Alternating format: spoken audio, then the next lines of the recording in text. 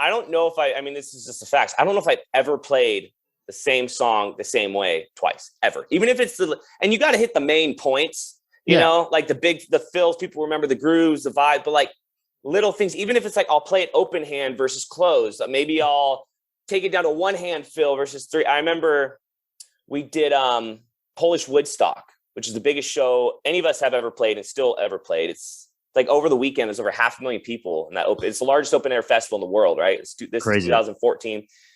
And Whit would make fun of me because he's kind of like anti-rock and roll. He likes to go around, like, you know, mess with people. So I had like a 6-piece kit, and throughout the tour, he kept daring me to take drums away.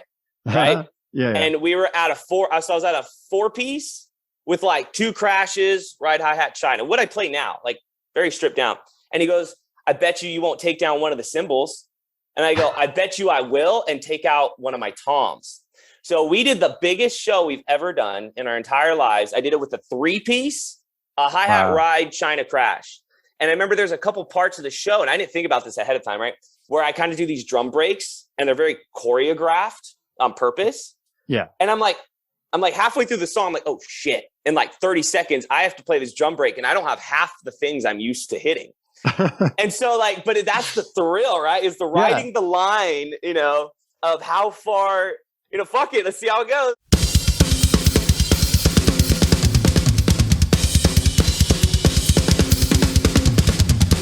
Run for the Song podcast.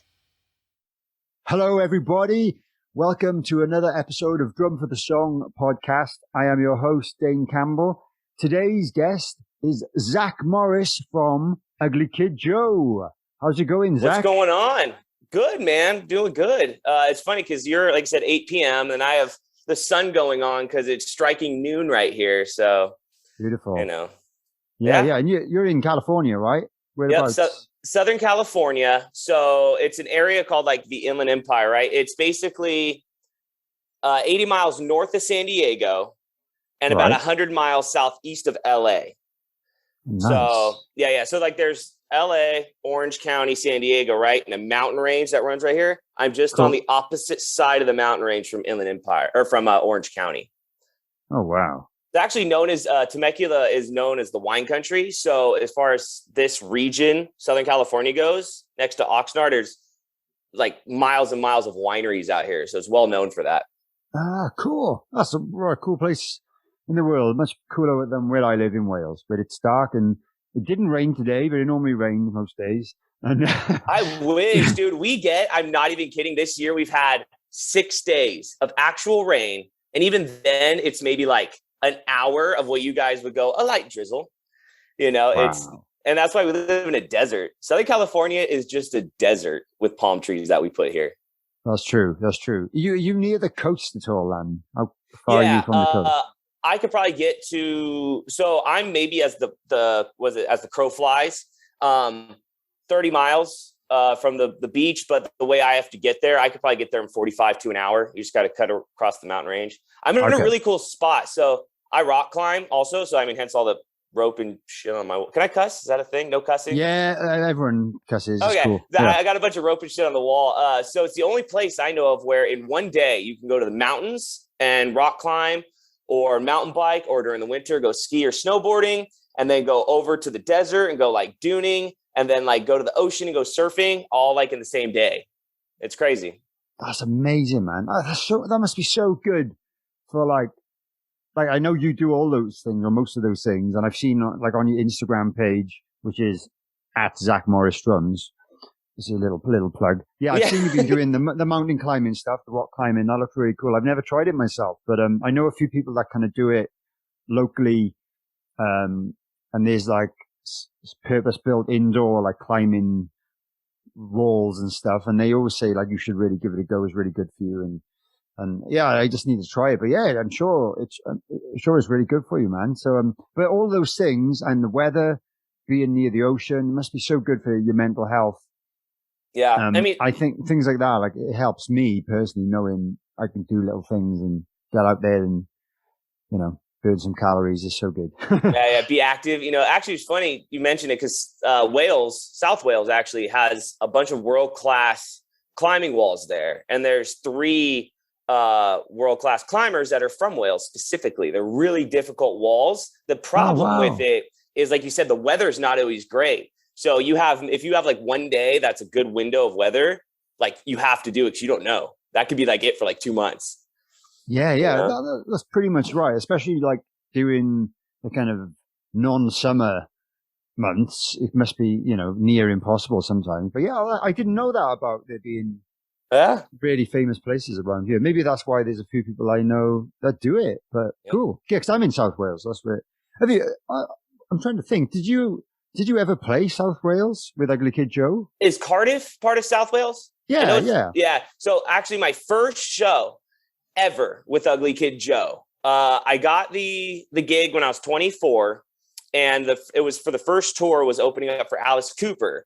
So it was Alice Cooper, and then Ugly Kid Joe, and then below that was Duff McKagan's band Loaded. So they were opening for us. What? Right? And so the first show ever was at Cardiff, Wales, in that arena. And I was 24, all doughy-eyed. I never left the country before. I paid like $600 to get my passport like next day because I didn't even have time to get a passport, like the proper procedure. It was crazy. Wow. And we get there, and we're about to kind of go on in like 10 minutes, right? And then Whit, my singer, comes up to me. And Whit, he's an unusual guy. And he comes up to me. He's like, by the way, Duff McKagan and Phil Campbell are going to come out and play Ace of Spades with us at the end of the set. Don't fuck it up. And then walks away. This is my first. I've never played a show with them before. I've done like a week of rehearsals and they know me for 3 weeks maybe. And I'm like, okay. And I remember getting on stage and I was in that arena and I was like, if you fuck up anything in your life, it can't be this. Right. And it was such a cool moment. And I remember at the end of the set, because Ace of Spades has that dun, dun, dun, dun, dun, dun, at the very end. Yeah. So I cue those last 3 hits and I swear time froze. As a drummer, it may take a half second, but in your mind, it takes forever.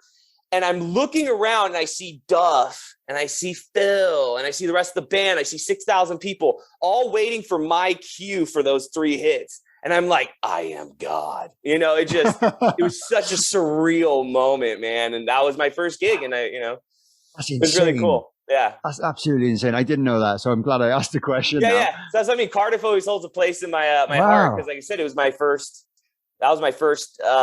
show outside of the United States of America. I think I went to England when I was like 8. So I don't even really remember that. I don't remember that. Yeah. My big question is, why wasn't I at that show? I don't understand why. I don't know, man. I don't know why you weren't there. No, I know Alice Cooper has done a few kind of arena tours and he does play Cardiff quite a lot. And I definitely went to see him there, but Motorhead were open for Alice Cooper. So I was there at that one. So I don't know if it was around the same time, but this I wasn't there. Sorry. Early November 2012, I believe. Okay. No, it was mid-October because I remember later that tour, it was only a 2-week tour, and later in that tour was Halloween. So it was like mid-October 2012.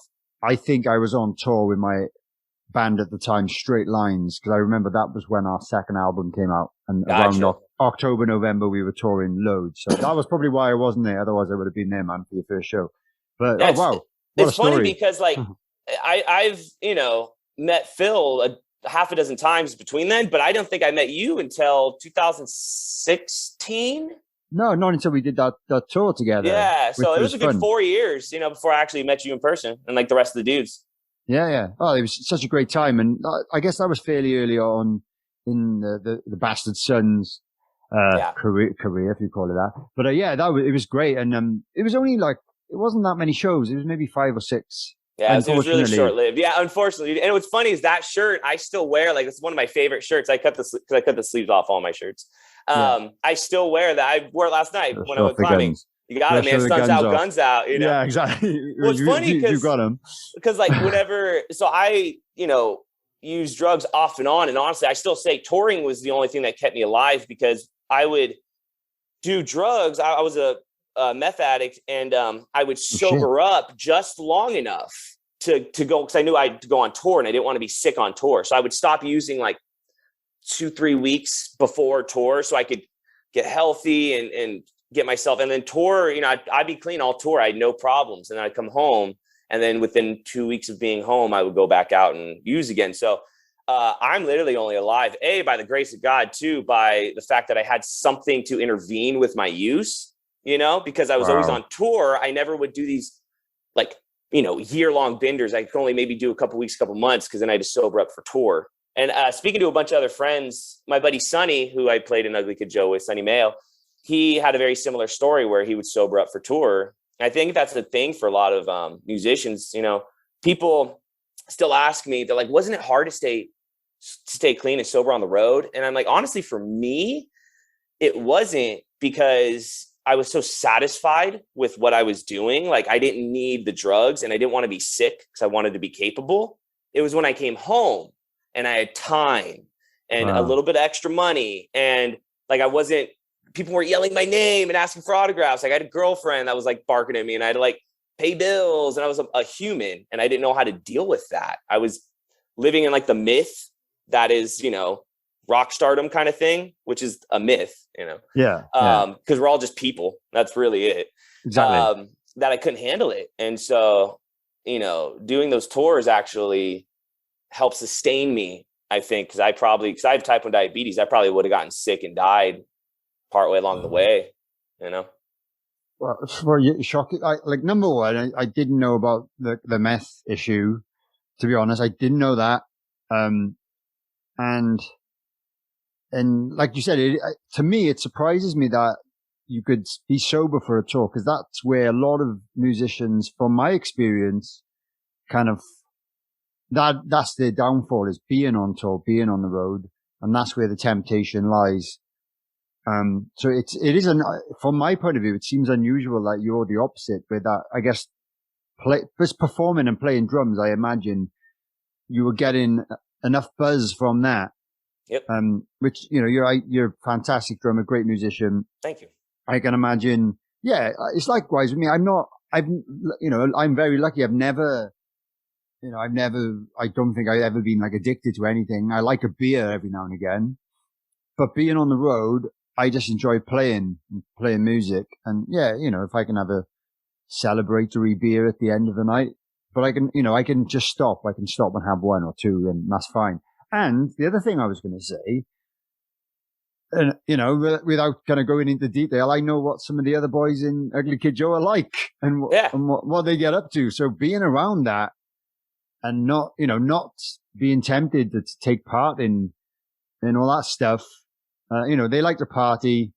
You know, fair play, congratulations. Well, I don't know if congratulations is the right word, but just, you know, props to you, man, for being able to do that. And yeah, you know, maybe we can talk about this in a little while about, you know, the addiction issues, because I've had a few other guests with similar stories, and I think you know, if anyone's listening that's gone through something similar, I think it all helps, and it all helps hear from someone that has dealt with that. So, yeah. And you know, you were really young as well then. So yeah, wow, man, that's so. I started doing drugs when I was like 16, and 16. So I played drums. I started playing drums at like 15, 16, just for fun. And I wanted to be a professional baseball player, right? That's what I thought. Oh, right, okay. And so I played like my freshman year in college, and I was like, fuck this sucks. I'm going back to, and I moved to Illinois. So I moved back to California. And there was this like 2-year window where I was living in Southern California.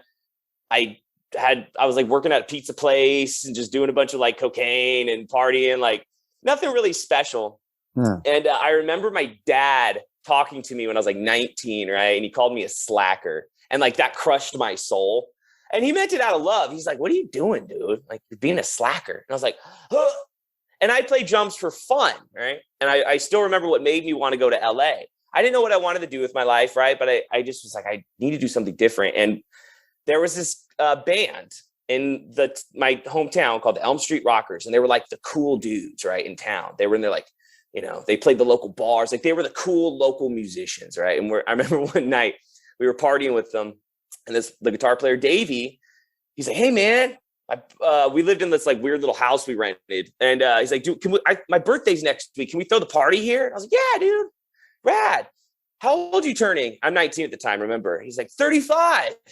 And I just, my whole life just flashed before my eyes. And I'm like, this is what I'm going to do for the rest of my life. I'm just going to live in this town, and You know what I mean? I freaked out because I saw my bubble being this big. And again, there's nothing wrong with it. But I just knew for me, I wanted something different. So I didn't know what to do. And this was like in May of 2008. And I remember my birthday's in July. And on my birthday, I had another friend who had mentioned this school called Musicians Institute in Hollywood. And I wanted to play drums. That's the only thing I liked doing was playing drums. It was fun. So I applied and I got into the school. And by October 3rd, I rented a U-Haul back of my Jeep and drove, 200 miles north to LA and moved and lived in a room and went to school. And that's just what started my drums. But long story short, I'm looping it back to this. I thought that moving to LA would fix my addiction problem. Get to LA. Now I'm fixated on drums. So I'm just replacing one addiction for another. Right. Yeah. Which worked out for my benefit. And then I gigged for like 3.5 years for free, just around LA. And then I took 2 tours around the US, but like not for money. Like we're, broke doing the thing. And through those tours, I met a couple people, and by the grace of God and some of those connections, I got the call to do the audition for Ugly Kid. So I did the audition against like 20 dudes. A lot of them are substantially older than me. Wow. And then I got then I got the call back and I got the gig. And then that's that story of my first show in Cardiff. Wow. So I wasn't sure whether you knew the guys beforehand or you just heard that they were looking for a new drummer and you audition, right? That's what happened. And it's funny because I never heard of the band before, ever. Right. And so I'm 24. I have an older brother who's living with me. He's 10 years older than me. Right. So at the time he's like mid-30s. So he grew up in the Ugly Kid Joe era. I didn't. So I got the call to do this audition because they were friends with the dude that I used to tour with. So my name got put in the pot. I was like, oh, okay, cool. Like a band going out with Alice Cooper, I'll take that audition. I tell my brother, I was like, yeah, it's this band, Ugly Kid Joe. And he just was like, what? I'm like, yeah, do you know? Like, I had no idea. So, and I remember I showed up early on purpose to the audition, right? I busted my ass. I was like, I'm going to crush this. Right. So I show up early and I kind of watched the dude auditioning before me. And I could tell, I was like, okay, at least I got this guy on lock. And I just remember the way he's talking to the dudes and, this, oh my God, it's nice to meet you guys. And I think that was a benefit to me because I walked in not knowing who they were. So I'm just like, what's up, dudes? Like, I don't know who you are, but let's play some music. And so I think it was instantly a little more relaxed, Yeah. So it kind of worked out in my favor, I think. Wow. What a story. And yeah, you were killing it, man. When I saw you, I can imagine, even though there was a lot of competition there, I can see why you got the job. So yeah, so wait, let's go back. I normally talk about this. So when you were learning drums, I guess you got into it fairly late compared to some people who kind of get into it when they're a lot younger. So musically, what kind of drummers were you kind of looking at and listening to and inspired by the most kind of during the early stages? I always liked, my brother's a musician. He's 10 years older than me. He plays guitar. And I always liked listening to his music. So he listened to a lot of like speed metal, a lot of early Metallica, a lot of punk rock. So like Circle Jerks, FYP, early No Effects, so I got really into that thrash and just like the violence of it. He took me to go see Cannibal Corpse when I was like 14. So I got really into that death metal heavy, just aggro, right? We like to mosh, and my brother's kind of a nutty dude, so I got into that with him. And my best friend played bass and my brother played guitar, and I always kind of wanted to play the drums. I was like, well, I want to play an instrument. So I bought a drum set when I was 15 because I had a job. So we have minor league baseball here in my town, right? And I was the mascot of the minor league baseball team. And with that job, I saved up enough money to buy like a shitty $300, which is like 220 pound drum set, like used, like no one ever heard of before. But it was my drum set. So my brother had taught me how to play some basic like punk beats, like FYP beats. And I remember he played me a 9 Inch Nails song, March of the Pigs. And it has this cool like 5/8 segment in it. It's like it's this little side extra beat. Yeah. And I remember just thinking that was so fascinating, like the odd time. And I was like, I'm going to figure this out. So I did. And I was able to do it naturally. He's like, oh, whoa. He thought that was cool. And so So I kind of developed a lot of on what he knew and then parlayed it. And I remember what made me really want to get serious about it was my brother, I won't go into the story of it, but ended up with a CD, a Cradle of Filth CD, the band Cradle of Filth. Yeah. It was Damnation and a Day was the album. And he played it for me. And like the first track is this orchestral, huge, hit section with a blast beat following it. And I was just like, I was just flabbergasted. And then like the next song had these double bass spurs. And I was like, yes, I need to do that. And I remember within like 2 weeks, I went and bought my first double bass pedal, which is like an Iron Cobra. I had that thing for 10 years, Nice. Before I got with Pearl. And so that got me into learning how to play metal. So a lot of, early Cradle of Filth. Who else, man? Thrice was a big one for me. Okay. Yeah. I love, dude. A lot of friends are into that. Yeah. It's great. Artists in the Ambulance, still one of the best albums of all time. Like I could listen to that at any time, anywhere. I got really into like post-hardcore, or I guess at the time it was just like, grindcore-y, but I'm like drawing a blank on all the bands, maybe because it's on the spot, but I got really into that metalcore scene, or, As I Lay Dying, of course. Yeah. And I would just try my best to hear it and mimic it, because there was just something about that aggression, that like visceral response to drums that you get, and you know what I'm talking about. Like there's something athletic about it, and pushing yourself beyond that point, to energize yourself into the music, because the song is going to live up to whatever we put into it as the drummer. People don't realize that, the guitar, it's the feel and the notes and the bass is the root and the singer's like the voice. The energy is the drums, right? And that can make or break a song and people don't even notice it. So I was just like, I'm going to put everything I have and more into each one of these songs, because I want to bring it to whatever it's supposed to be at. And I think I just held on to that throughout. And then I had a couple of buddies that play guitar, so we just would jam. And I never took a lesson until I went to MI. I just played by ear. Nice. And then I went to MI and I got trained and I learned how to read music, and I learned all these patterns and coordinations. I remember getting there, and some of these kids that were there, man, well, I had over 300 people in my class, and some of them were just amazing drummers, just flawless, right?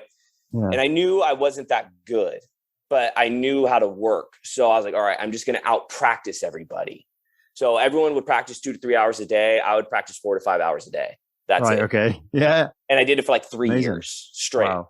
And through that, the class dwindled, right? And because people don't want to take rejection, so people would quit.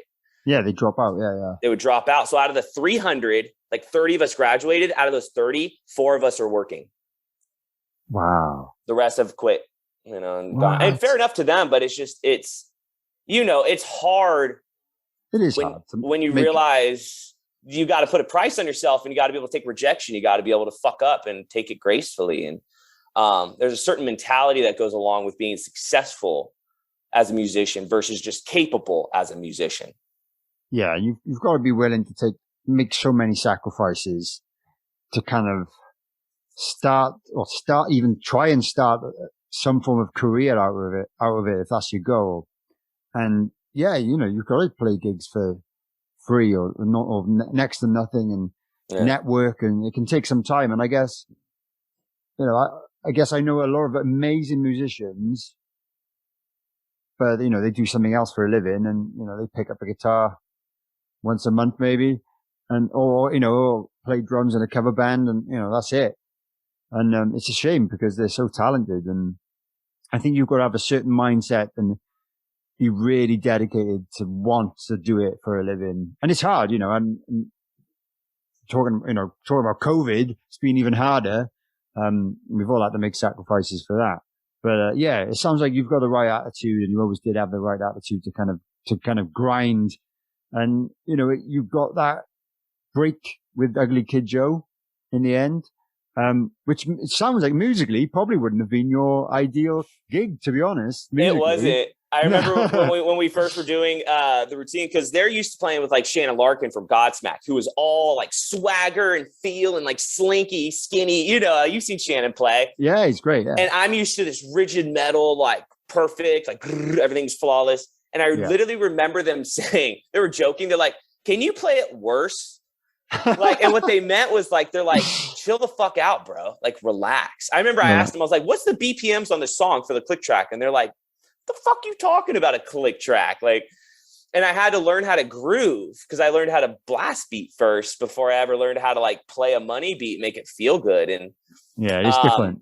It's a whole different energy. And there's a sense of presentness, right? 'Cause you're not reading the script. You're maybe given a prompt, like, and metaphorically, like, but a lot of it's the ad lib and the feel and the vibe. And it's a team effort. Not everyone is the Kobe Bryant playing with the Kobe Bryant. And then you gotta have to play as a unit, you know, and it's organic and it creates that it factor that people pick up on, you know, it's that intangible energy that's kind of getting surfaced through. It's a really organically amazing thing, man. Getting to perform at a level with other amazing instrument players, you know? Yeah. It's really cool. And we're blessed to be able to do that on whatever form that is. And, you know, in respect to the people that want to just do it for the weekend, if that's their thrill, their joy, and that makes their heart full, more power to it, man, all day. Absolutely. All day. Yeah.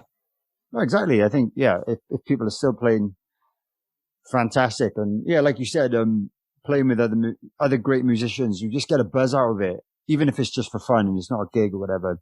And I've been speaking to my friend who's a great bass player, and I'm just like, I was speaking to him the other day. It's like, I've never really played jazz. I don't really know how to play jazz. I know a little bit, but I've never really played it with other humans before.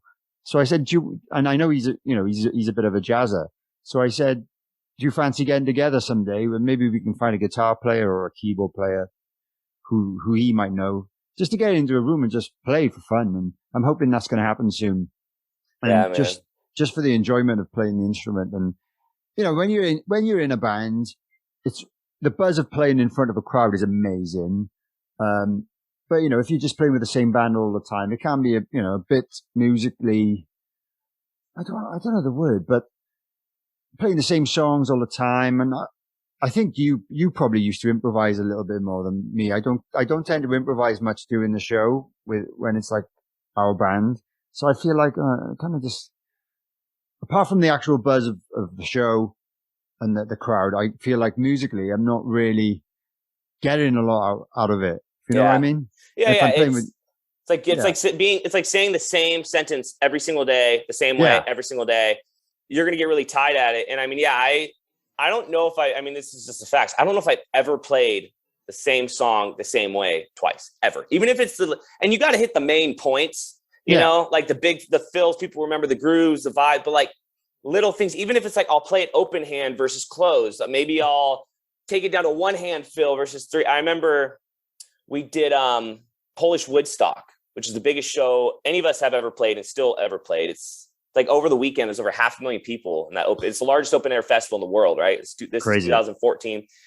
And Whit would make fun of me because he's kind of like anti-rock and roll. He likes to go around, like, you know, mess with people. So I had like a 6-piece kit, and throughout the tour, he kept daring me to take drums away.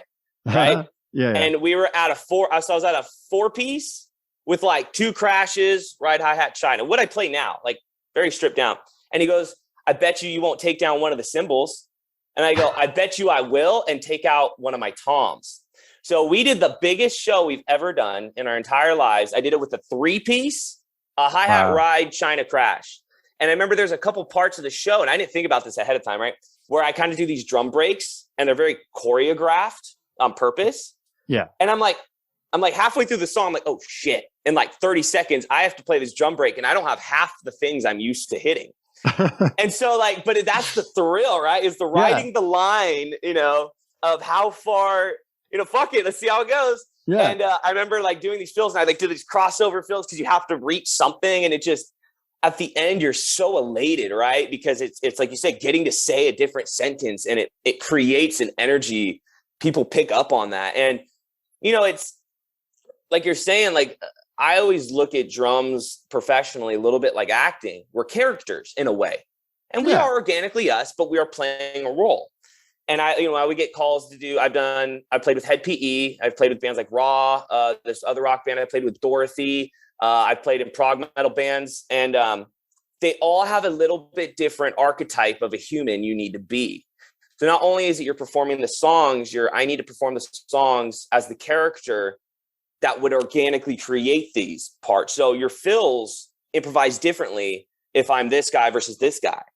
But the key is to have the vocabulary big enough to know your crowd, you know, and to be able to speak with other musicians. So like you're saying with the jazz guy, you may not have played jazz much, but once you build the vocabulary, you can step in and play that guy, and other jazzers are going to know your language, you know, and you can step into the rock dude and you can play like Bonham with his big open boomy slouch back. You could play with the metal guy, real stiff, rigid, tight, elbows in, quick, you know. It all has a different archetype of your approach, to where the drums is the last piece of the puzzle. You know, it's how you're going into it ahead of time. You know, that's how I think about it. That's the most fun for me. You know, yeah, that's an amazing way to describe it, man. So yeah, thanks for that. And it's great to know that you have played all those different styles, and I think you're in the position to kind of say those things. And that's a hilarious story about taking all the drums away. Yeah. Like I should maybe try that, man. It's fun, dude. It makes you play different. It makes you play different. And yeah, definitely. You wouldn't believe how many different surfaces, like you'll tang like the edge of the ride or the you make one crash sound like 3 crashes by how you hit it. You're gonna do different crossovers because you have one tom. So you're like, it's where I got it originally was I saw Dillinger Escape Plan, one of my favorite bands of all time. Chris Penny, one of my favorite drummers of all time, play, and he did a lot of those sets with a 3-piece. He did all that Dillinger shit with a I mean, not all of it. He had a 4 or sometimes a 5. And I think now lately in his career, he does a lot of 6-piece stuff. But that OG Dillinger stuff is a 3-piece. Or Matt Halper from Periphery. The OG Periphery, that fool is playing 3 pieces. Wow. And it's like, I saw that and I was like, it's amazing because it forces you to be so aware of your instrument, you know, and the facility of it. And like you said, when you start moving shit around and you get it, they say you play the same song every day, but if you do slight variations on your kit setup, it feels like a completely different set. And it's like the first time you ever played, and it's so thrilling. Yeah, man. Maybe I should do that. We're on tour in November, so maybe I should play around and have fun every night, man. That's great. Oh, so your guys' tour is going through? It's happening? I hope so. Yeah, I really hope so. Yeah. From what I heard last time when I talked to Whit a week ago, our November stuff. They don't want Americans right now. No one wants Americans. Well, I thought it was more that. Well, I know a lot of American bands have pulled out of things in the UK. I assumed it was more to do with just the restriction. Well, because of what you need to do to get in, really, and isolating and all that shit. So yeah, I can imagine it's not really. Yeah, that's a shame. So and it's not feasible financially because really think about it. Like, say we're touring, we're a week in, and we have 2 weeks left. Someone gets COVID. Cool. Now those shows are postponed or canceled. Hotels for everybody for 2 weeks. Like, it's just a costly endeavor for a potential risk. That's, let's be honest, it's a great chance that everybody at some point is going to get this thing. It's just the reality of humans, right? Even if we feel symptoms or not, it's going to pass through us. Yeah. And so I think cost efficiency too, it's just not there, you know, to be honest, I would, if I was in your position, I don't think I would risk doing an international tour, knowing that those kind of restrictions are in place. And because of what you've got to do if someone gets it. But I guess there's still that risk with us, but at least, you know, we can come home if we have to cancel or whatever, you know, and it's not going to, we obviously would lose money. It's a different impact for you. It's totally different. Yeah. I mean, even doing the Judas Priest thing we did a week ago or 2 weeks ago. Yeah. I was going to ask about that. it was an amazing experience, but it was like a very precaution of measure situation. And I know it ended up being very costly as far as like, I don't think Whit expected to spend as much as he did just on some of the things we had to deal with, which is fine. It's just part of the game. I mean, that's what you got to do to get to the thing, which was the experience. But, you know, I was sitting there and I was watching how Judas Priest production, and they have a big production, man. You know, they got 2 buses, and I think the 2 buses are just for crew, you know, huge, everybody. I'm just like looking at how they have to operate. And It's just like, man, to do a month, 2 months, 3 months, just in the States of that's, it's just what an interesting time we are in. We're living through, And it's pretty surprising that a band like that are actually going ahead and doing such a long tour. I saw them at a festival the other day. They played Bloodstock Festival in the UK. Oh, nice. I can imagine them. It was amazing. It was the first time I'd ever seen them, so it was cool. But I can see bands like that doing kind of festivals, but kind of taking the risk of going on the road. And the other thing is because they're an older kind of band. I guess they're more at risk. And Rob Halford, I know he's getting on a little bit. And he just turned 70. 70 was it? Okay. 70 years old. And then I don't know how old the bass player is. Scott Travis has got to be in his 60s. Really. And then the two guitar players are, younger bucks. They're probably in their early 40s or something like that. But yeah, and we got to meet Rob, which was amazing. Actually, I saw your photograph, man. I purposely got right next to him. I purposely made sure in the photo, Klaus went to go stand next to him, and I just nope, that's my spot. Yeah, he's such a gracious and cool guy. But it was funny because when Scott Travis came out, right? Scott's tall. Scott's like 6'5", 6'4". He's a big guy. Really cool, real nice. And I couldn't speak. I don't get starstruck much, or when I do, it's the most people that no one, Scott Travis for the most part can walk down the street. No one knows, and I'm like, hi. And then I just go back in my dressing room. I totally fucked that up, because Painkiller, that's another one of those songs. I can still play the entire song Painkiller just in my head. I can play it with no one playing with me because we've heard it so many times, and so to get to meet that guy, you're like, oh my God. And Rob Halford was awesome too, but I was totally starstruck over Scott. Nice. Yeah, it's quite cool. I think I would be the same with me. It would be if I met Travis Barker or someone like that. That's I know he's kind of a megastar now anyway. And even if he wasn't a drummer, he's with a Kardashian and all that. But I grew up listening to his music and playing along to the Blink-182 records and stuff. And if I ever got to meet him, I would be totally starstruck. I think that would be my equivalent. That'd be your dude. To me, the most non-famous but famous to me person I ever met. You know the drummer Vinny Colaiuta? Of course. Oh yeah, of course, right? So he's a drummer's drummer. Every drummer knows him. And I lived in LA. I moved out of LA in 2019. So I'm back outside of LA. But I lived in LA proper for 12 years. And I've been all over the valley. I gigged around. I never met him in person, even though he lives there, right? And so this was right before I'm going into my last stint in rehab, which was January of 2019, right? So recently. Yeah, it was the end of 2019. I had a little stint of sobriety, and then I had this bad breakup, and I fell out of it. So I'm about to go back in rehab, right? And I go hang out. I was my buddy lives in LA. I was let's go hang out for the weekend because I'm going to go into rehab on Monday. So I drive up there on a Saturday. I'm not doing hard drugs or anything, but I was let's smoke some weed. I hadn't smoked weed in forever, right? Okay. So I smoke weed and I'm ridiculous. I'm so stoned, right? And I'm I'm almost too high. So we're let's go get food. Well, neither one of us want to drive, but he's in the valley. So we're well, we can walk 5 blocks to this restaurant. Cool. So we start walking and I'm walking and I'm so stoned, just looking around. And I look to the right and I see a guy smoking. And I'm that looks like Vinny Colaiuta. And everything froze. And I was oh my fucking God, that's Vinny Colaiuta. And I'm just super high. And I want to tell my friend, I'm bro, but he won't know who he is. So I just walk over to him and I go, excuse me. And he's some guy smoking a cigarette. I'm are you Vinny Colaiuta? And he goes, yeah. He doesn't know. I'm you're my favorite drummer of all time. And he's just oh, cool.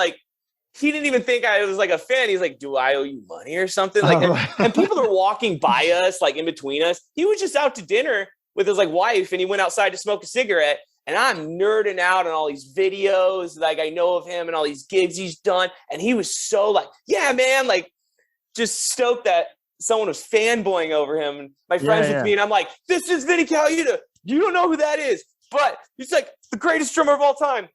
And I'm freaking out. And then like afterwards, I was like, did that actually happen? Like out of all the times I live in the valley doing my drum thing, the one time I'm up there, and I don't even live there anymore. The one time I'm up there, stoned, of course, before about to go to rehab, my life's in the shitter, right? The worst version of me. I meet my drum idol and I'm like, well, that was cool at least. Yeah. You know, that's kind of a nice little bonus for the day. But that was probably I freaked out over that. And I like took a picture with them and then I never posted the picture because I looked awful. I was like, this is just for me, you know? Just for you. Oh, that's super cool, man. I think he's so many people's favorite drummers. He's obviously, drummers' favorite drummers. Yeah, he's a drummer's favorite drummer. Very few people, even other musicians are like, who? Or like, bro, if you knew, you would know. If you know what he's done. Yeah, I think he was meant to be touring with Jeff Beck earlier this year or last year, and I had tickets in Cardiff. Ooh. So hopefully they'll reschedule that because I really want to see him live, man. It'd be epic. I'd love him to come on here. I don't know if that would be a reality. He's got his own podcast. If you listen to that, it's pretty cool. Breakfast with Vinny. So he had actually, he had just started that when I met him. And he literally told me, he's like, dude, go on, check out this podcast. He was plugging it with me. I'm like, yes, sir. Anything for you, sir. You know? I mean, he might, dude. He was super cool, like, and down to earth, and just stoked. So awesome. I don't know. I say take a shot at him, bro. Hi, I hope you're enjoying this episode of Drum for the Song. I just wanted to briefly interrupt the interview to tell you about my Patreon page, which is a place where you can support the podcast and, of course, support myself. You can sign up to one of the 3 tiers on there. There's one that's £3 a month, one that is £5 a month, and one that is £10 a month. There are loads and loads of exclusive benefits to signing up, including bonus episodes, merch discounts, Christmas card for myself. If you sign up to the top tier, I'll send you a pair of my drumsticks. Loads of other stuff. So go check it out.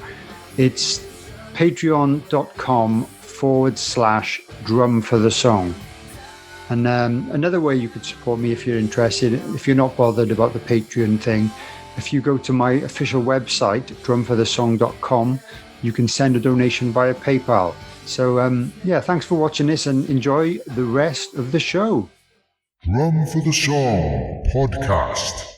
Let's go talk a little bit more about your kind of highlights of your time with Ugly Kid Joe so far, in terms of, I know you've supported loads of big acts, and that seems to be one of those slots that you get as, you know, kind of, well, the early 90s was when Ugly Kid Joe got really big, and, you know, they had a few big hits and big albums and stuff.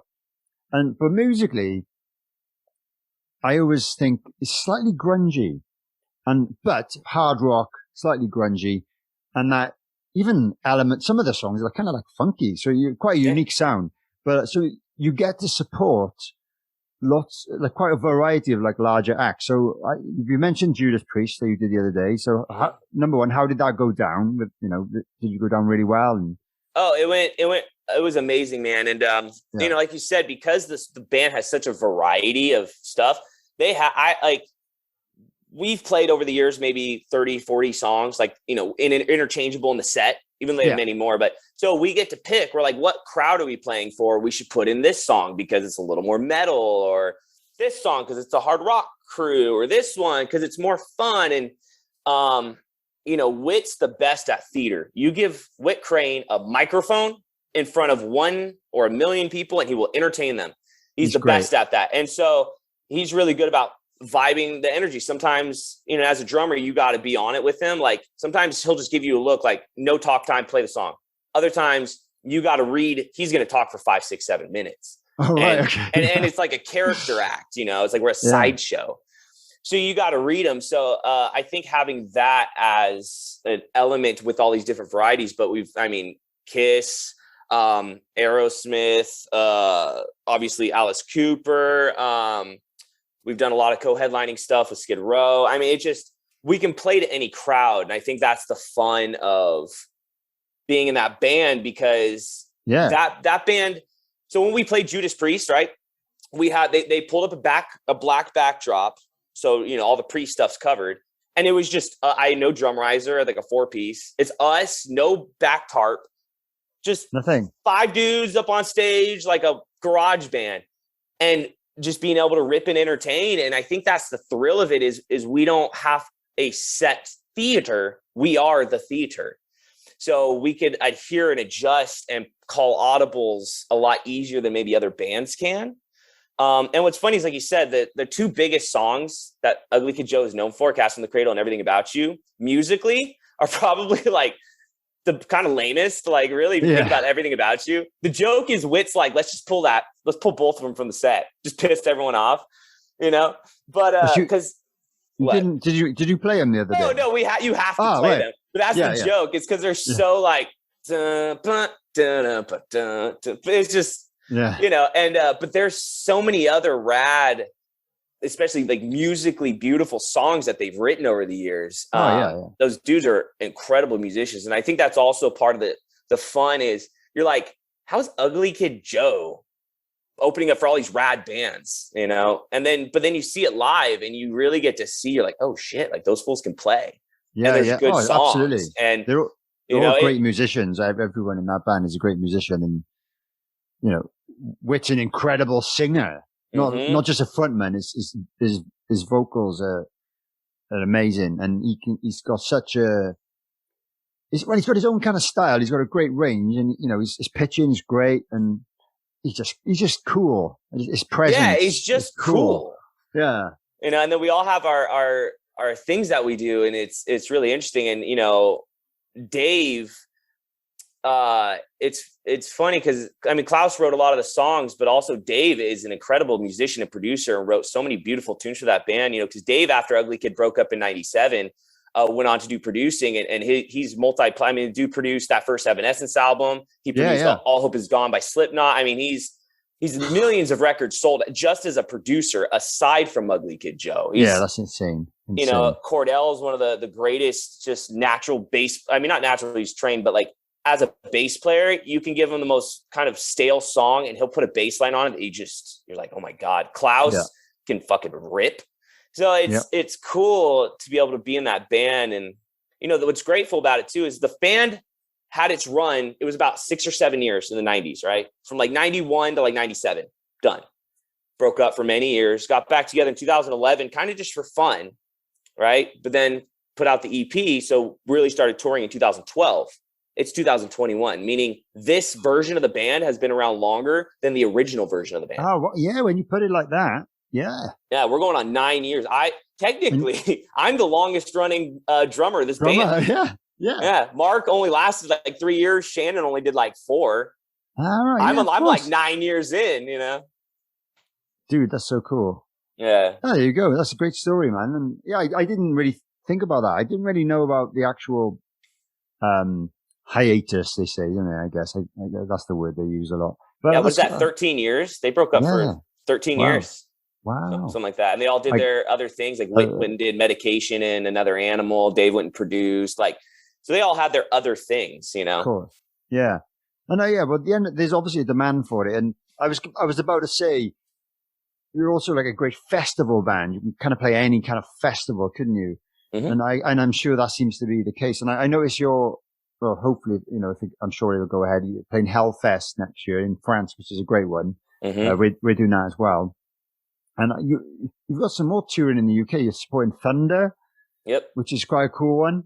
And what's the other one I wrote down? Faith No More. You're playing. Oh, yeah. Faith No More in Finland, I think. Yeah, that one's going to be, and it's funny too, because a lot of people, I'll be on Instagram scrolling and I'll see a show or a flyer, and it'll be something like you'll post it for your band. And I'm like, oh, dope. He's playing that. And I'll look and we're on there. I'm like, oh, I guess I'm playing it too.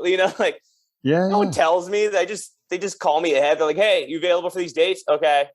And then I find out on Instagram what they are. I found out about Faith No More from the flyer on Instagram. So I'm like, oh, cool. Let's do that. That's going to be so cool if that goes ahead.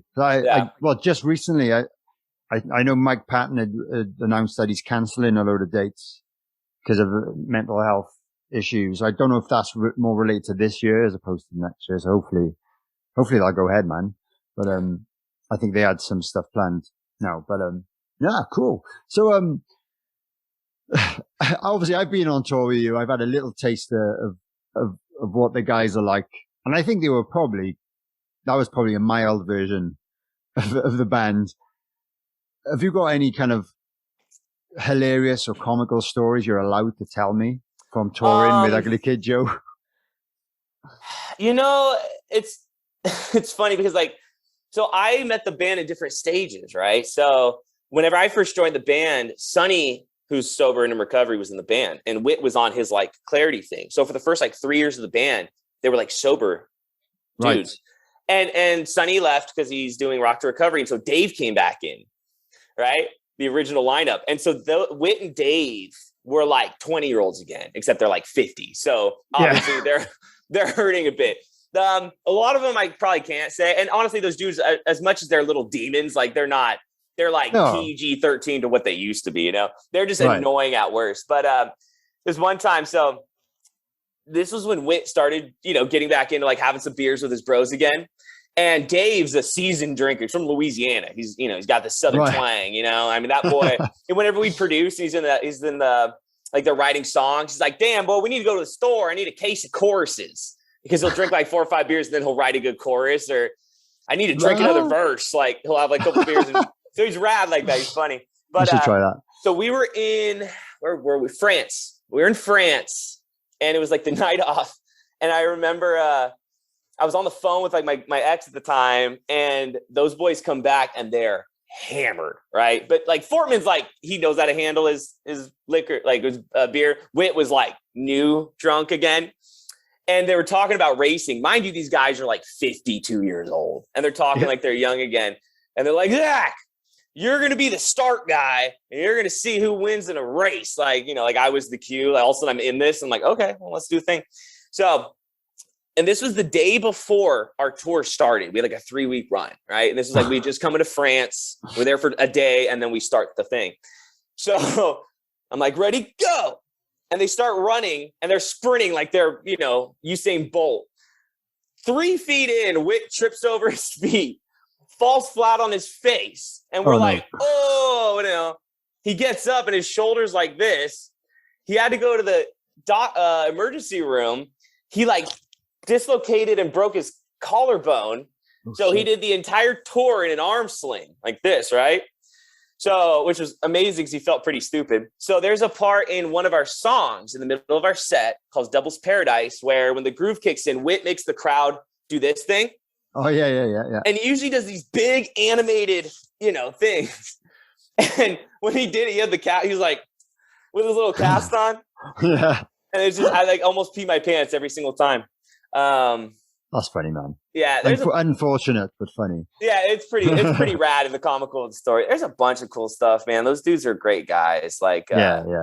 We have a drum tech. His name's Toshi. He's from Japan. So he lived the first 20 years of his life in Japan, moved to England, didn't know any English, moved to England because he's a bass player originally.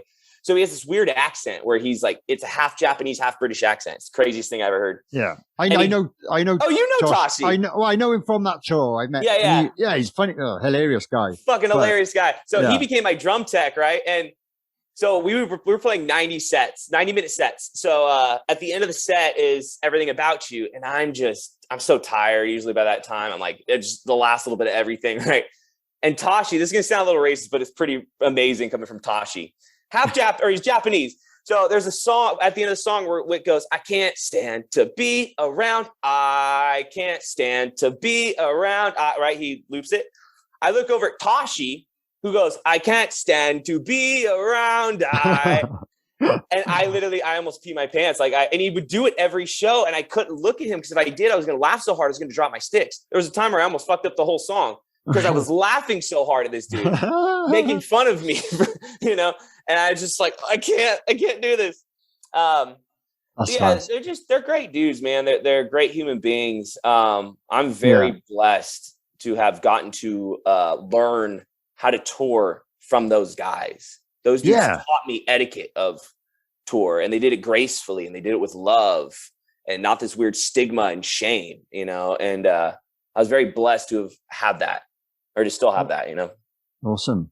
No, amazing. And talking about techs, I don't know if you know, but Solj works for my band now. Oh, quite a lot. He's been with us, you know, not every show, but most shows. He's kind of being guitar tech for my old man. So, he's hilarious in his funny little way.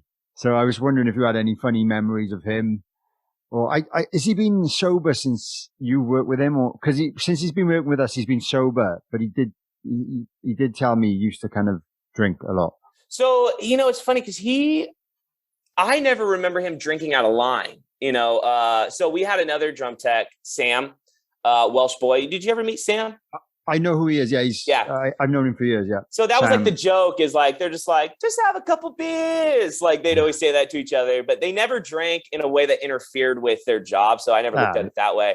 But I remember Soldier before, and I remember when Soldier had to have his like, you know, surgery. So he had to stop a lot of what he was eating. Yeah. I don't know, man. I don't have any like interesting. He liked to flash his ass a lot. That was a big thing. Which, knowing Soldier, you're like, I've never seen his ass. So. Yeah. And he'd always say shit, like shit every time. He'd be like, I need to go for a shit. Like it's the classiest thing you've ever heard in your life. He says that about 10 times a day. Yeah, he does, man. That's his dream, man. Find a clean toilet, take a shit. He likes Earl Grey tea at the end of the night. That's his jam. Oh, okay. And we used to do these things. He hated it, right? Because you know, Soldier's a ripping guitar player. He is, yeah. Amazing, but he's super shy about it. So Wit on purpose, in the middle of the show, if we were headlining, we had as much time as we want. Again, he likes the theater. Soldier, he would make Soldier come on stage, and he would give Soldier the guitar, and he would make Soldier play like a solo for like a minute. And Soldier would just, every time, he was just so like, no. And then they make him do it. And it's just funny watching him get so like, just mad about it. But at the same time, he would rip the dopest solo and grumpily take the guitar off and then leave. Just naturally. Every time. Yeah, I know what you mean. Oh, we should make him do that. No, you should. You should. He would love it, or he'd hate it. But he'd hate it. But that's the thing, because you know, when we're sound checking at a headline gig or whatever, I do my drums. My brother Tyler does his bass, and then Souls would kind of start sound checking my dad's guitar, and he starts playing these like thrash metal riffs. Yeah, and like sometimes I try and play along with him. Not that I can. He always plays like a Metallica. About Metallica. That's his favorite. Yeah, he plays that a lot. And I said, do you know any Megadeth? And then he'll play some half-ass Megadeth. And then I'm like, I don't know the rest of that. But yeah, it's quite fun. It's quite fun because I don't get to play that kind of music, and I can't really play it, to be honest. But I enjoy trying, and it's you know, it's fun to have a little jam with him. But I've never like played actual music with him. I'm sure we get on really well. I think I'm definitely arguably one of the more sensible guys on tour. So like me and him kind of like hang out quite a lot. But he's a great experience. He's a great level head. By the way, ask him. I forgot what it's called, but when he was in a band when he was younger, I think it was called like Excalibur or something. That rings a bell, actually. Yeah, something obscure, and he's so embarrassed to talk about it. But yeah, he's a great tech. He is. Yeah, he's very reliable. You know, it's interesting in this industry, right? He's an amazing tech, but it's amazing how even if you're not an amazing tech, if you're capable, responsible, and easy to get along with, you'll never stop working. People will deal with a subpar performance if you're simple to get along with, you're accountable and reliable. So to boot, he's also an incredible tech. I mean, he's a gem. Yeah, and he works his ass off. He works so hard, and he'll make sure, you know, he'll start kind of bending strings in like hours before the show, and he's and then he never does anything wrong. Like like bad things don't tend to happen, and it's because he's doing everything right, and he goes further than he needs to get the job done. And he's probably not listening to this. Maybe you'll listen to this if you're on it. Actually, like Soldier, we love you. Yeah, maybe he will. I'll send him the link and see if he says anything. I won't tell him that he's in it. Yeah. I won't tell him, and he'll probably message me or you then if he does listen to it. But It's interesting, even just on that, like this industry, you know, the whole thing, it's just who you know. And I never got that until I started doing it. And you realize, like, you know, I would get calls to do tours for people I've never met there's tens of thousands of dollars involved in these tours, plus the money they're going to pay you for them to meet you like the day of rehearsal for 1 day rehearsal and then start the tour. Right. Wow, yeah. So they're putting so much faith in a stranger simply off the referral of someone else. Yeah. So it's like, it's crazy how, and that's most of us get our jobs. Same with techs. You know, I know a guy. Cool. Well, I trust you. So I'm going to trust my entire, you know, financial obligations with this one guy who could, for all sense of purposes, suck and ruin everything. But most of the time, or it could be a total prick. So, but it's like, it's interesting how it is who you know, in the sense of every gig I've ever gotten that's, you know, afforded me the ability to pay bills and stuff has all been because someone referred me, you know, even doing the audition for Ugly Kid Jokes, because someone they knew referred me. So it's really interesting how important it is to, like I said, be easygoing, be capable, be responsible. Because I know for me, when I get calls that I can't do, right, either that they're not my, you know, I'm not going to do the gig. I only have like 3 guys I'll pass the gig on to, because I only trust 3 guys. Yeah. Because if I refer someone and they fuck up, it reflects on me now. So I'm not going to get those calls. So like we have to be super cautious. So like Soldier, that dude will work forever because he has so many references. Yeah. He'll just get calls from strangers, you know? And it's like, we trust you because, you know, someone referred him. Yeah. So it's interesting how this industry works. Yeah. You know? No, it is interesting. Any budding drum techs who are listening or guitar techs, whatever, not everyone's a drummer that listens to this show. Yeah, it's important. And yeah, hopefully that inspires a few people to kind of how it should be done. You know, he's not a young guy. And he's been doing it a long time, but he still works his ass off, you know. So, and he gets plenty of work out of it. So, yeah, let's stop talking about Souls now, because, you know. Yeah, Souls ate up a lot of his time. Yeah, he didn't deserve that much. He doesn't deserve that much time. But let's talk a little bit about, like, you know, being a drummer is a very physical job. You know, I'm not saying every drummer in the world is fit and healthy, but I know you are, and you're well into your fitness. And that tour that we did with you, I remember you were going out running, you were drinking protein shakes and stuff like that. Obviously you've talked about a little bit about the rock climbing and stuff. But I also, you mentioned it earlier, and I also read that you've got type 1 diabetes. Is that right? Mm-hmm. Yeah, I have all these machines. Yeah. I'll show you right now. I got this hooked up to me. I got that hooked up to me. Yeah, man. And these things have to just live on me forever, and I change them out. And at the time, I don't think I had the pump. I was still doing like injections and pricking my finger. Luckily, with technology these days, you know, it's made it so much easier to manage and be capable of. You know, but it's a trip because there was times where, and I remember when I first started touring with the dudes, like you're on a bus and you're in these weird parts of the world where there's no food, there's nothing. So I had to make sure, like I told all the guys, like, hey, this Coke in the fridge or this orange juice in the fridge, like that's mine. Yeah. Because if my blood sugar drops in the middle of the night and we're in somewhere of nowhere, the country of France, and I can't stop and get sugar, like it's bad news. So like everyone was cool and respectful. Like you have to always be thinking or leading into a show. I have to know, like, where's my blood sugar at? I need to kind of make sure my blood sugar is high enough to where I can sustain it. Through that much energy. I always go on stage with a Gatorade or a protein or a Powerade, like a Gatorade. You guys have another one, starts with an L. Lucozade. Lucozade. That's like one of the ones we'd always get. I'd always go on stage with a Lucozade because I need to have that sugar replenishment. There's been times where I remember my blood sugar would drop mid-song and I have to yell to my tech, like, hey, I need something.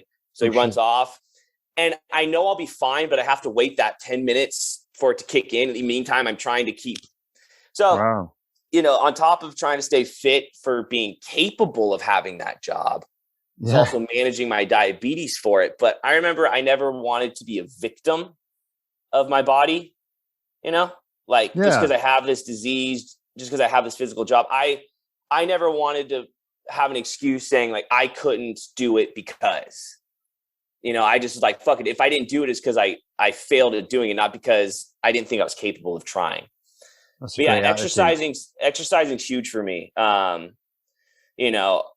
wanted to be able to be capable of giving every single ounce of energy into that show at whatever show I'm playing. So to be capable physically to handle it. And for extended periods, as you know, we sometimes tour, 28 days out of a month if you're going out for that kind of a run. Yeah. And as a drummer, like, fuck, man, like your feet, your skin's all tore up, your tendons, your joints, your neck, your back. So, and it's just, everything hurts. So it's like, you got to stay physically capable. Yeah, man. Know? So if you've got a tour like that coming up, is there anything in particular or special that you do on the lead up to that tour that you would not do normally if you had like 6 months off or whatever? What kind of stuff are you doing to prepare yourself?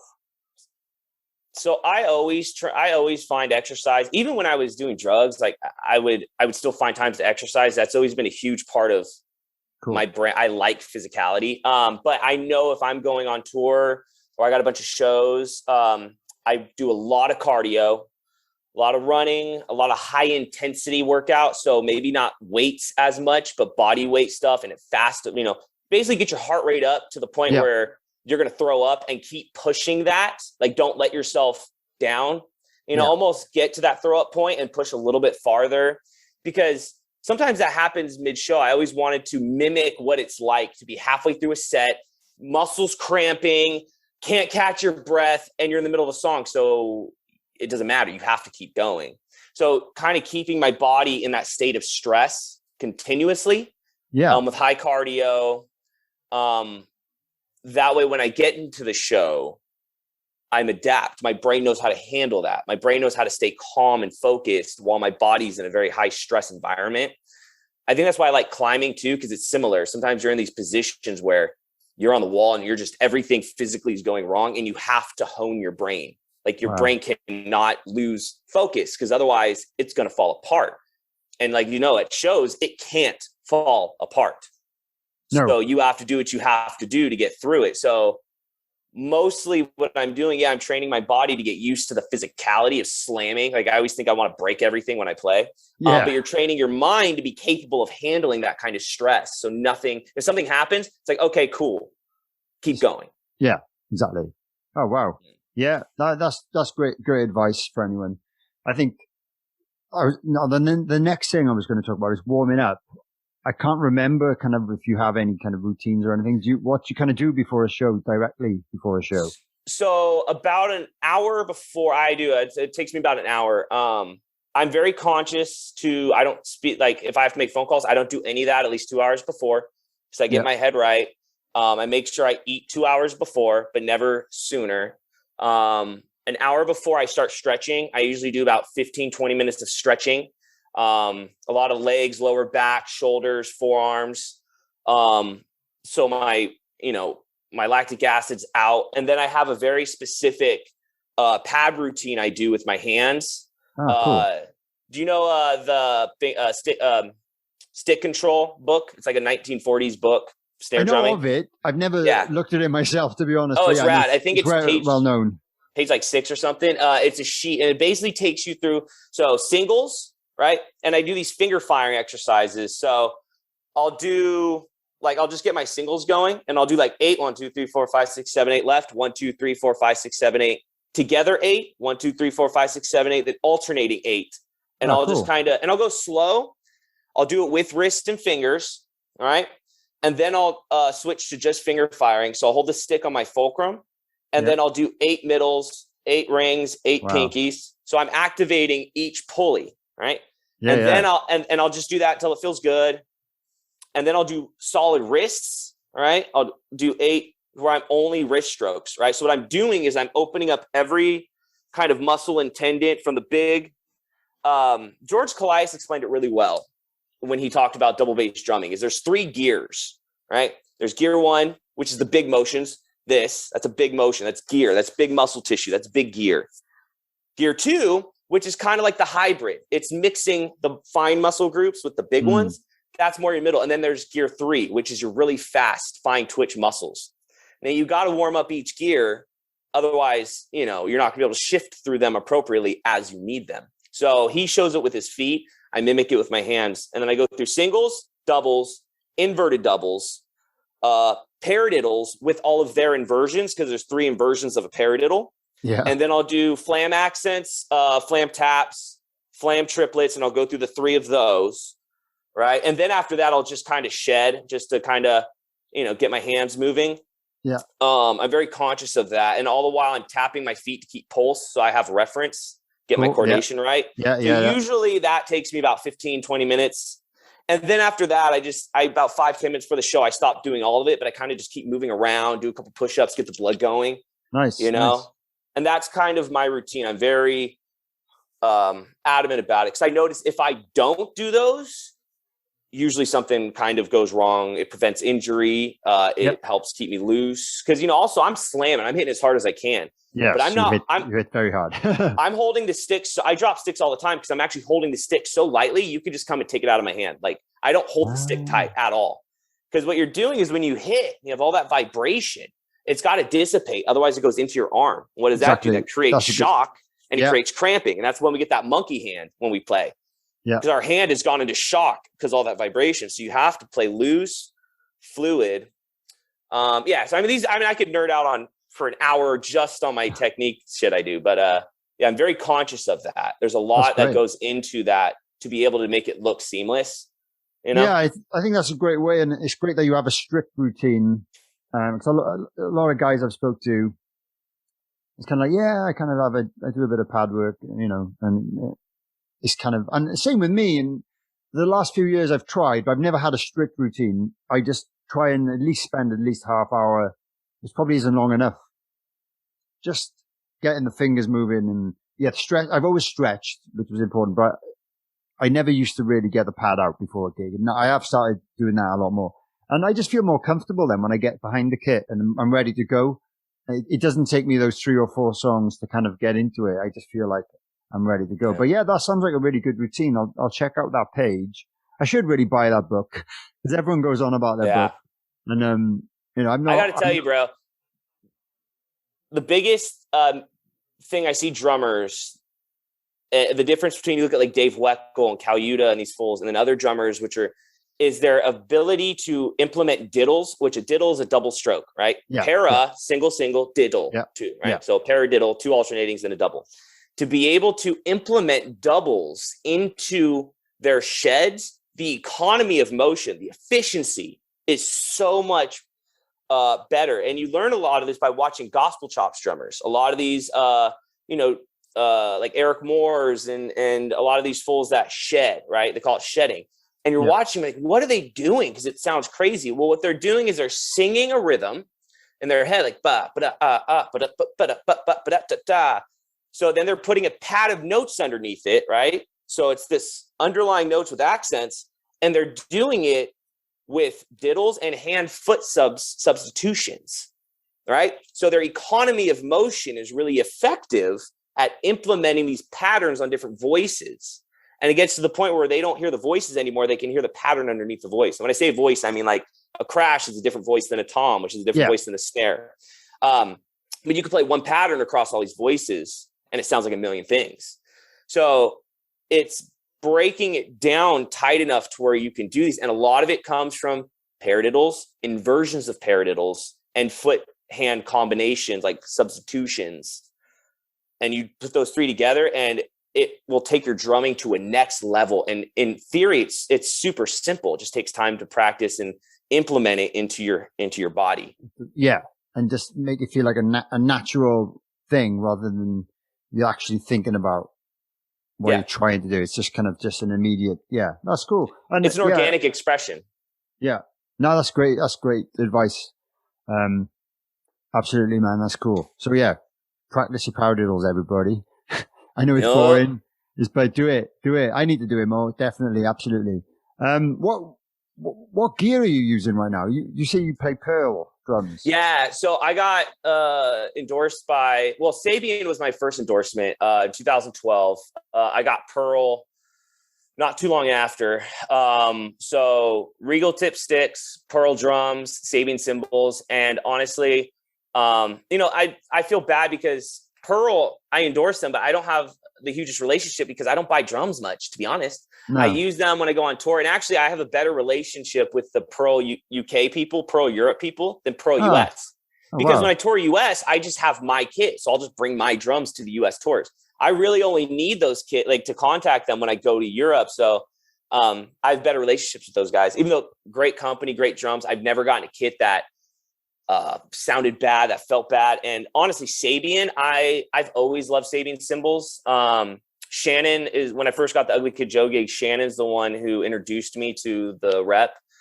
Cool. And they've always treated me so well. Like I've never been one of their top dogs ever. Like, there's so many guys that are the dudes of the dudes of the dudes. Right. And they've never treated me any less. They've always been there for me. They've always gone out of their way. Even this last gig, I needed 2 new cymbals because, I haven't played a drum set other than a couple of recording sessions in like 20 months. So I haven't talked to them in almost 2 years. And I was like, oh, I kind of feel bad. Like, and right away hit me back up, how's it going, man? What's up? What do you need? And I could drive into the thing. It's just, they're amazing people, man. Amazing people. And then Regal Tip Sticks. I got with them later. I got them in 2017. Amazing people. It's a smaller company, even though they're actually one of the oldest drumsticks from the US. They are a smaller company out of Niagara Falls, New York. And cool. But also I've been really getting into my electric kit. I'll show you right now. I'm going to turn you. Yeah. So this is my little studio. That's my Roland TD25. I got a little like MIDI pad over there. And then, my launch pad that I run into Ableton. And I do a lot of that. So I've been getting so when you posted that picture earlier with your electric drums, I was like, dog, I feel you. I've been really getting into that, like drum and bass, jungle drumming. Nice. And linking into that. So I'm really loving this Roland kit too. Epic, man. Yeah. Like I've had the electric kit for practicing on really because of the volume. Yeah. And I've never really got into the whole kind of drum programming side of things and MIDI and recording in MIDI and stuff like that. I just thought, well, I technically got the gear to do it. I've just never really tried. And everyone is doing it these days. And like a few people have approached me about, can I do home recordings? And I'm like, I can't really because I don't know how. So I want to at least be able to give them something relatively professional sounding from my house, So I'm gonna aim to do that because I do appreciate being asked, and it's quite nice.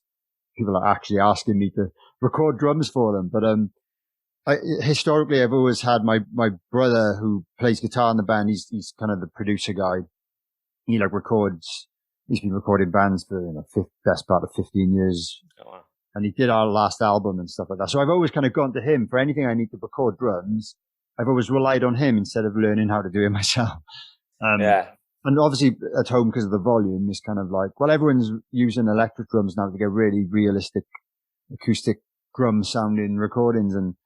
And it's getting hard to tell the difference. It is.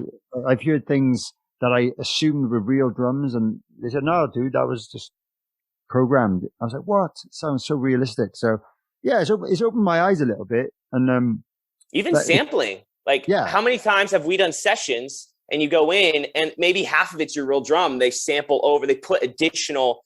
I literally only think I have 2 or 3 recordings I could think of where it's like my drums just mixed. There's nothing on top of my drums, because it's so common standard practice. But bro, I got to tell you, I think we're very blessed in the sense of not a lot of people can make a career with drums only playing drums, especially with nowadays, like programming, being able to engineer, being able to play an additional instrument on top of your drums. Like most people, most drummers, that's how they have to you got to start wearing more and more and more and more hats and be more and more capable because that's where the industry is going. That's where the music is, right?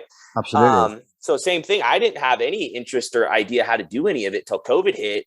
All my tours canceled. And just for fun, I was like, well, I got time. I'm on unemployment right now. So let's just figure this shit out. And it opened up a whole new world. And it's really fun and cool and interesting, but it's tedious, Oh, yeah. Like just this afternoon, I spent about 2 hours. I've been watching YouTube videos, reading forums, just to figure out how to get the kit talking to, what am I using?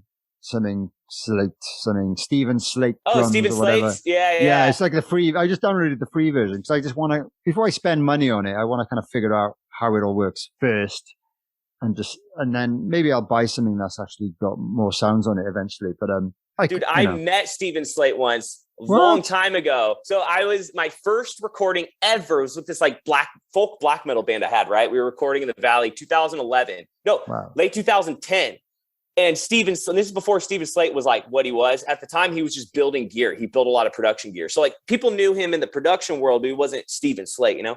Yeah. And we're doing this session and this guy shows up, total like slicked hair, fast talking salesman, right? Comes in and he had built them like a preamp.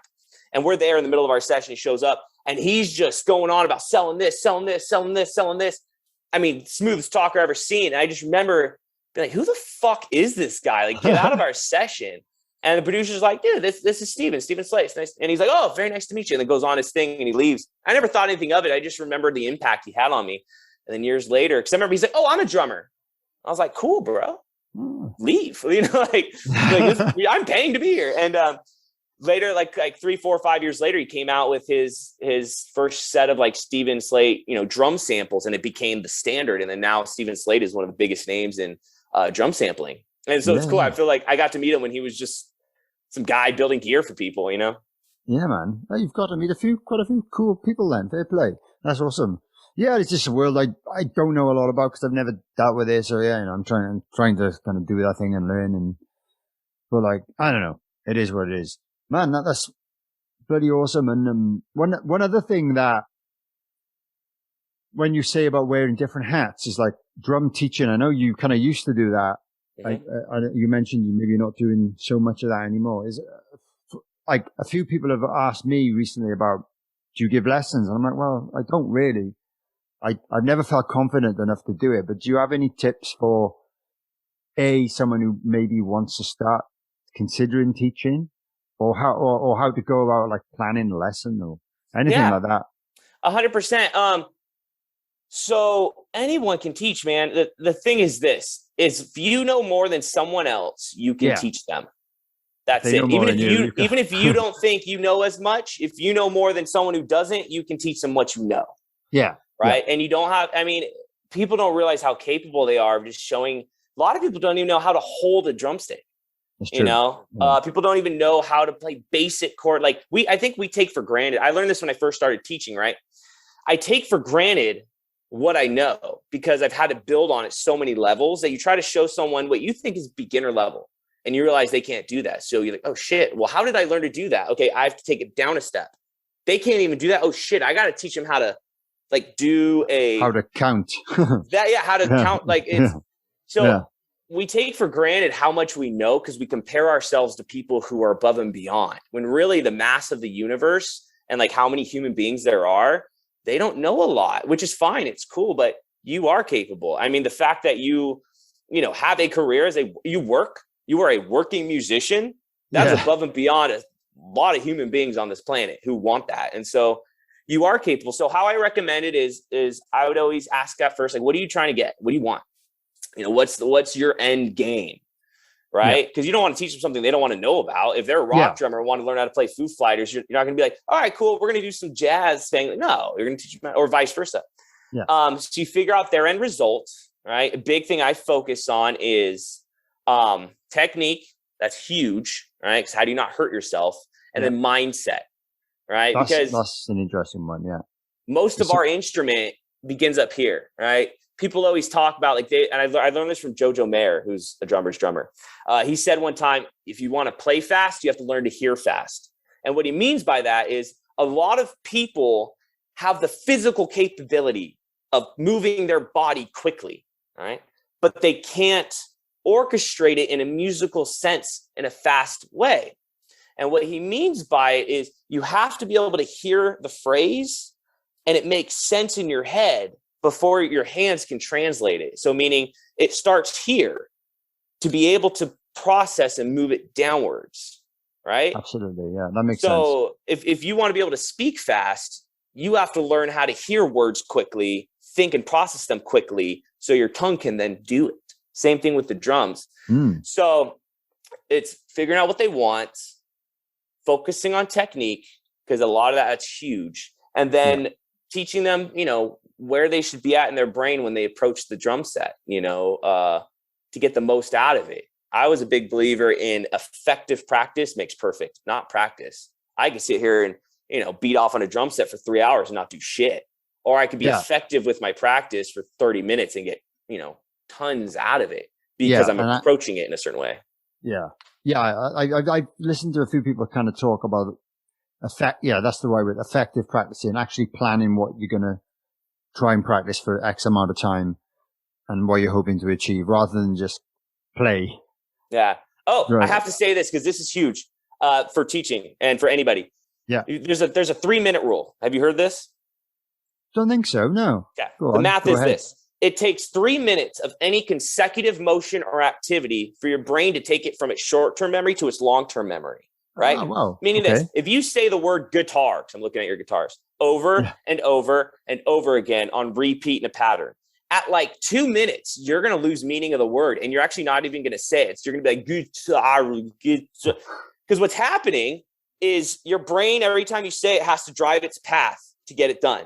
And you're doing it over and over. Your brain goes, this is tiring. I don't like this. Stop. And it makes it difficult. So then after about 2 minutes, your brain goes, all right, apparently this guy's not going to stop. I need to figure out a more effective way to do this. And it's going to carve a new pathway that's more effective. And at about 3 minutes, you'll notice your brain starts you can do it again. So, but you can't stop. So a lot of people, you see them practice, they do something for 10, 15, 20 seconds, even a minute, like, cool, I got it. It's like, no, you don't. No. The second you stop, your brain shut off and it's still in your short-term memory. It takes 3 minutes of repetitive motion without stopping. Even if it's wrong, just keep moving for your brain to then learn it. So if you do something for 3 to 4 minutes and you stop and then you come back 5 minutes later, you would be incredibly amazed how much easier it is to do than it was the first time. Versus doing something for 30 seconds isn't going to do shit, or it's going to take a really long time. So anytime you do, so I would do exercises with people and I put a timer and we do it for 3 minutes and I encourage them to go through it. And I do it with them, so that way they have the camaraderie of it. But that's a huge thing for practice too. It takes 3 minutes of any repetitive motion for your brain to start developing a more effective habit of doing it. That's amazing advice. Yeah. I've heard something similar about something else, but that totally makes sense. And it's not 3 minutes isn't a long time for if you've got an hour's space to practice, you can do lots of little 3-minute sections. But it's painful. After like 2 minutes, you're like, this is like your brain's hurting trying to do the thing. But it's worth it, if it means you can more naturally do it the next time, or you can wake up the next day and you can kind of do it without it feeling like you're trying so much. I guess that's the idea. Yeah. And that's the effective practice. That's how you can get, I remember, like I said, I went to MI and I would do these for hours every day. I got like 10 years of experience in like 2 or 3 years of practice because I was just very effective with it. Yeah. Yeah, man. That's bloody awesome. But that's my advice. That's my advice to anyone. And just do it. Just say yes. Yeah, I think I'm gonna have to start it soon. Let's get it on. Let's do it. Wicked, man. That's great. So last kind of question that I ask all of my guests: if you could create your own dream band with yourself on drums, right? You can have any members playing any instruments from anyone in the history of music, dead or alive. You can't choose members of Ugly Kid Joe because that's not fair. That's true. Who would you have playing the other instruments with you? Ooh, man. Jaco Pastorius on bass. Nice. Oh, he's one of my. That's why I've got a jazz bass there, man. He's my man. He's my dude. Shit, guitar's tough. Honestly, it's going to be people that aren't even rock or metal. Either Pat Metheny on guitar. Nice. Or Kerry King, which I know is complete opposites. We got Pat Metheny or Slayer, but like either one, I'm like, yeah. Stick them both together, man. Yeah, and honestly, this is my dream, right? Celine Dion on vocals. I'm not kidding you. I'm a huge Celine Dion fan. If I could back Celine Dion, like that gig, I would die. I would die for that gig. Celine, she is incredible. Give me your gig. Give me a gig. Come on.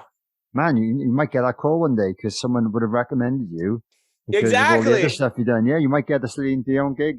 That's the first time she's come up. Fair play. We've had Freddie Mercury about 10 times, and well deservedly.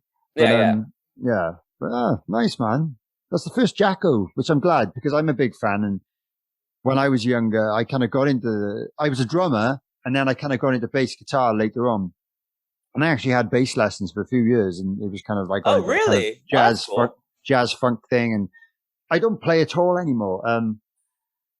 I kind of finished. Have one. You have one right there. I have one. It's right there. It's right there. No, I pick it up every now and again, but I mean, like, I don't play in any bands. I don't record, or I kind of don't jam. But yeah, I'm fairly capable. I used to be a lot better than I am now after years of not playing, which is a shame. But he was kind of like my guy. Yeah. And I guess most bass players who play with their fingers are like Jacko's the man. He's incredible, man. There would be no Dennis Chambers or not Dennis Chambers, Victor Wooten. Sorry, I was thinking drummers. There'd be no Victor Wooten. There'd be no all these other fools of Jocko. And talk about a nutbag. Jocko was insane.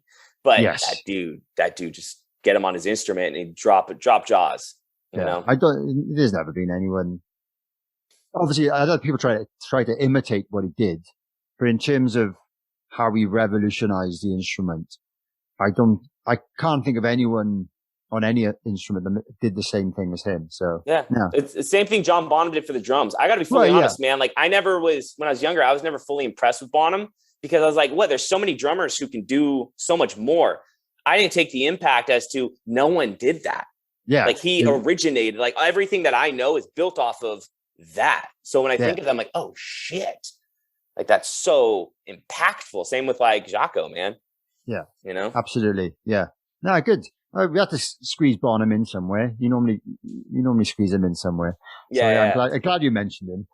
Yeah. Always. They have to, You have to, man. Yeah. Well, great. Well, just really want to thank you, really.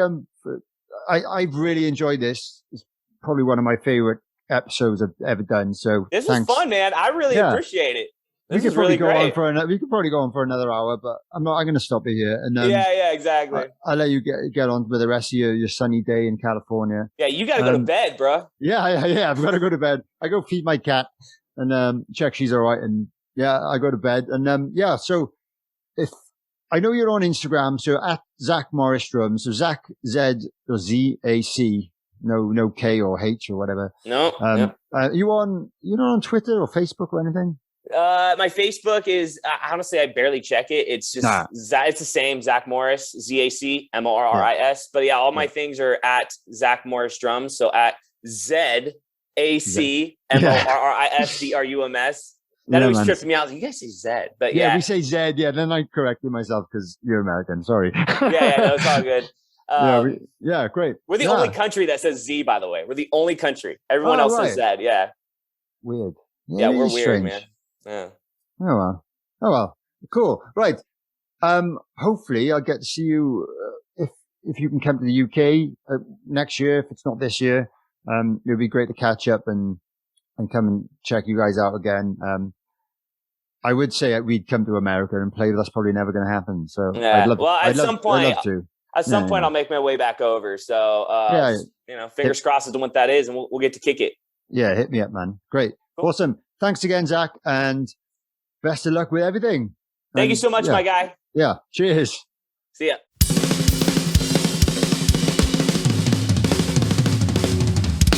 Drum for the Song podcast. Thanks for listening to this episode of Drum for the Song podcast. If you've enjoyed this, please consider liking the video and subscribing if you're watching on YouTube, or subscribe and follow wherever you get your podcasts. If you could leave me a review or comment, that would be fantastic too, as it helps other people discover this show. Please also consider sharing this with any family members or friends who might enjoy the content. You can also follow me on social media at Dane_drums or at Drum for the Song, or search for Drum for the Song on Facebook to follow the page and join the official Facebook group. If you'd like to support the podcast, you could purchase some merchandise from drumforthesong.com or consider supporting me via Patreon from just £3 per month for additional exclusive content like bonus episodes, video calls with myself, competitions, discounts, and much more. Any additional support is always greatly appreciated, but I would like to give extra special thanks to my top tier Groove Master patrons, whose names are listed in the description below. My name is Dane Campbell, and thanks so much for watching or listening this far. If you're a drummer, don't forget to drum for the song.